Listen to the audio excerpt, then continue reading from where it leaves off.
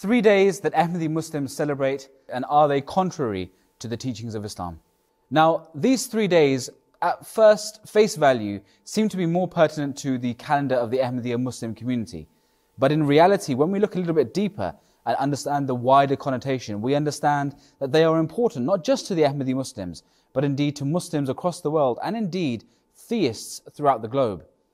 These 3 days, namely celebrating the day of the promised Messiah, celebrating the day of the promised Son, and celebrating the institution of Khilafat or Caliphate, are such that are incredibly important in our day-to-day religion. But they are important also because of the fact that they refer to prophecies made by the founder of Islam, the Holy Prophet Muhammad, peace and blessings of God be upon him. It was he that said that these events would occur. The promised Messiah, for example, the Holy Prophet Muhammad, peace and blessings of God be upon him, said that in the latter days, an eschatological figure, or a figure in the latter days, would emerge to rejoin man with man, but also man with God. And therefore, we celebrate the fact that this grand prophecy made almost a millennia and a half ago has come true.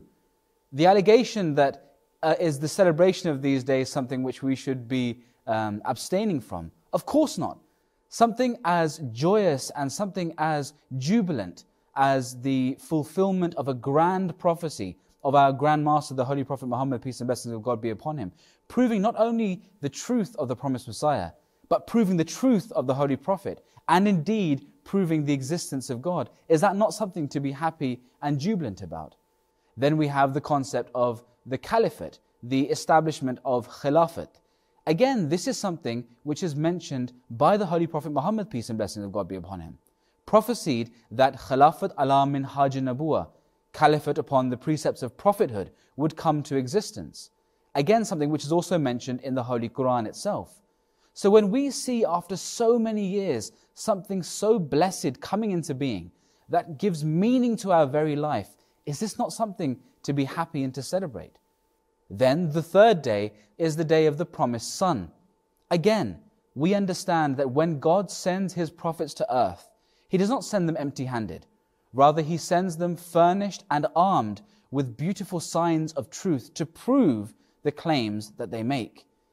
This concept and this prophecy of the promised Son, who indeed was Hazrat Mirza Bashiruddin Mahmud Ahmad, who later on became the 2nd Caliph of the Ahmadiyya Muslim community, this was a grand prophecy which showed that God indeed was on the side of the promised Messiah, thereby proving not only His claim, but also the claim that this Messiah would indeed come furnished with signs, as was said and foretold by, you guessed it, the Holy Prophet Muhammad, peace and blessings of God be upon him. Therefore, these 3 days, of course they are in accordance with the teachings of Islam. Indeed, they are prophesied by no less than the Holy Prophet Muhammad, peace and blessings of God be upon him. A man makes a prophecy 1400 years ago, they come true. Are we not going to be celebrating and be joyous at that? On a side note, the concept of celebration, indeed many people raise this allegation because of the fact that they allege that this is an innovation to celebrate these days. But as we've mentioned, it is in complete accordance with the teachings of the Holy Quran and the prophecies of the Holy Prophet Muhammad, peace and blessings of God be upon him.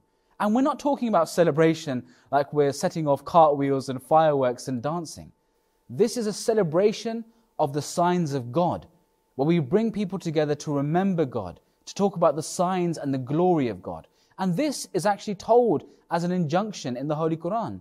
It says in chapter 14, verse 6, that remind them of the days and the signs of God. Therefore, this is not contrary, rather it is completely in accordance with the teachings of Islam, and something which absolutely everyone should be involved in, because of the fact that what else is there to be joyous about for a theist, God-believing community than to celebrate the glorious and wonderful proofs and signs of God.